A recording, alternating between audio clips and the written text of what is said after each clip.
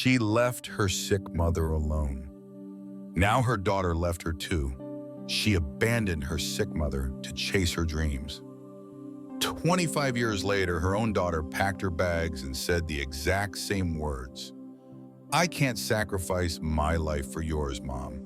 What happened next will show you how karma works in the most heartbreaking way possible. This isn't just about punishment.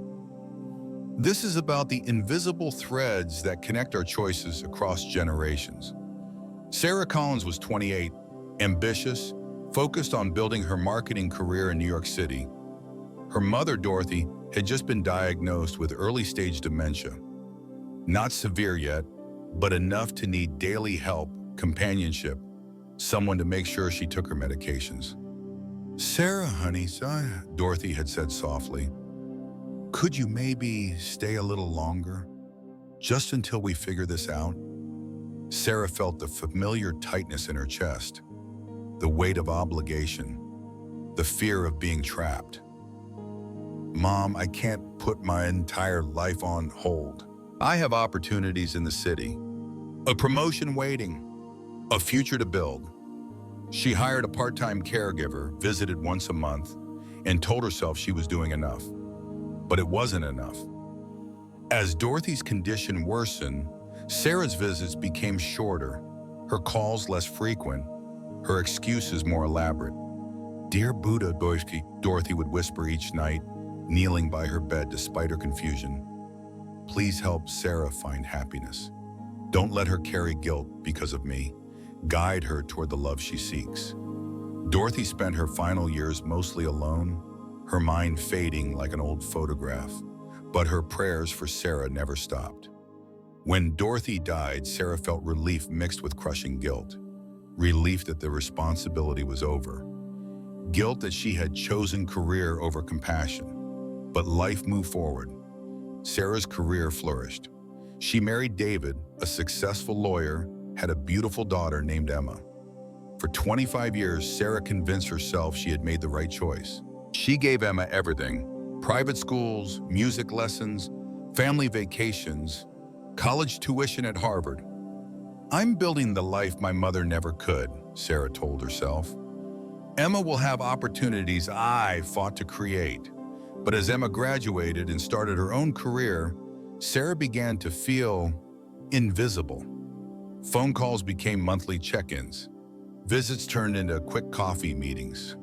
Emma's life was full of friends, ambitions, her own dreams to chase. Sarah tried to hint at her growing loneliness. "Maybe you could visit more often. The house feels so empty now." Emma would sigh, that same familiar tightness Sarah once felt. "Mom, you have to understand. I'm building my career. I can't be calling every day. You raised me to be independent, remember?" At 65, Sarah was diagnosed with the same condition that had taken her mother. Early-stage dementia, manageable but frightening. When she told Emma, her daughter's reaction was achingly familiar.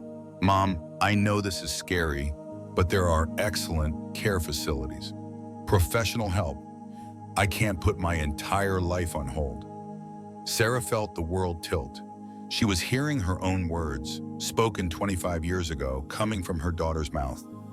"Emma, please, I'm not asking you to give up everything. Just be here sometimes. I get confused. I get scared." Emma's face showed the same conflict Sarah had once felt. Love warring with the ambition. Duty battling with dreams. "I'll hire the best caregiver money can buy," Emma said. "But I can't sacrifice my life for yours, Mom. You taught me to chase my dreams, remember?" That night, Sarah knelt by her bed, just as her mother had done decades before. "Dear Buddha," she whispered through tears, "I understand now. I understand what my mother felt. Please help Emma find happiness.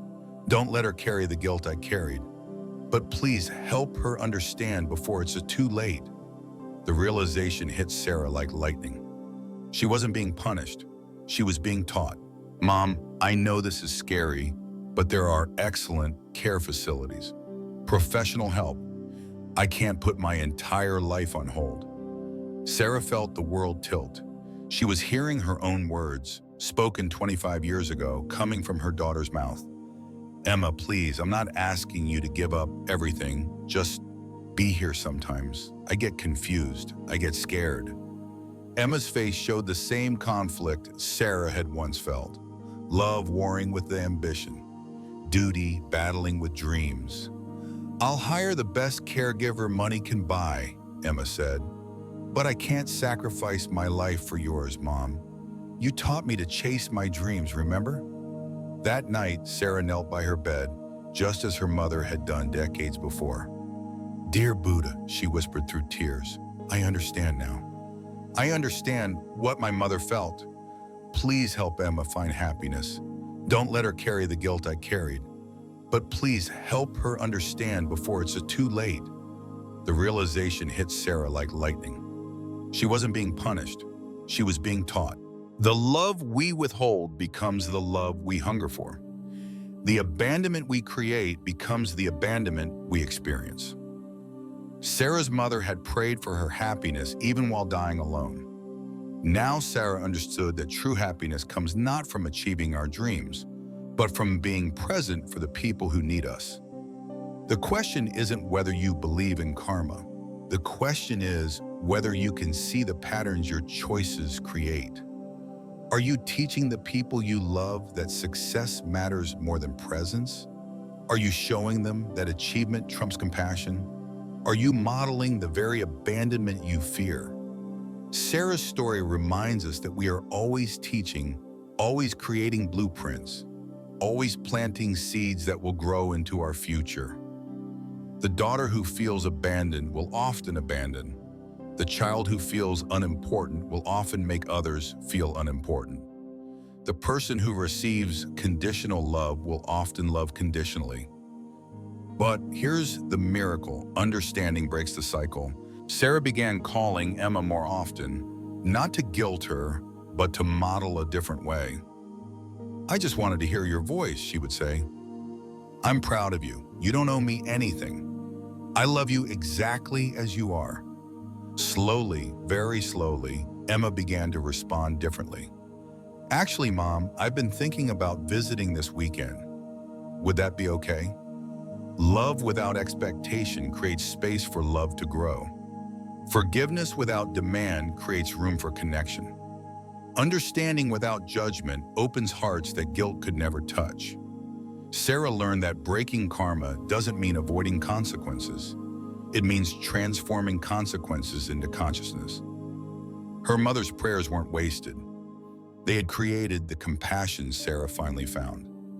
Emma's distance wasn't permanent. It was information about what needed healing.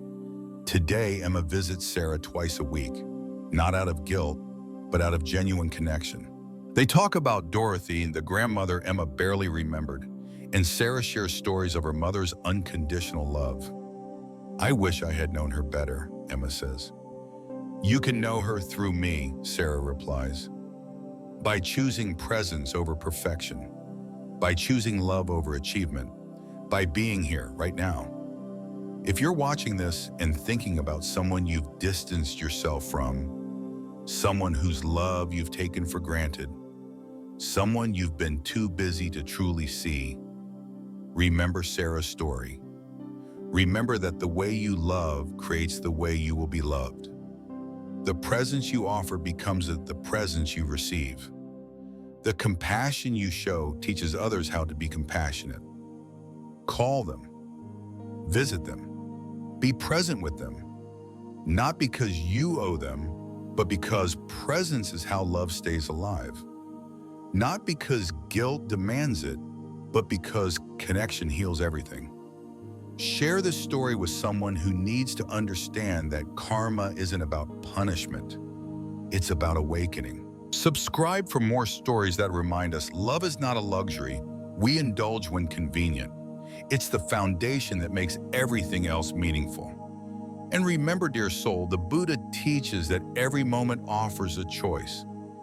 We can perpetuate the patterns that cause suffering, or we can break them with consciousness and compassion. The cycle ends when someone chooses love over fear, presence over productivity, connection over convenience. That someone could be you. That moment could be now. Your future is watching. Your children are learning.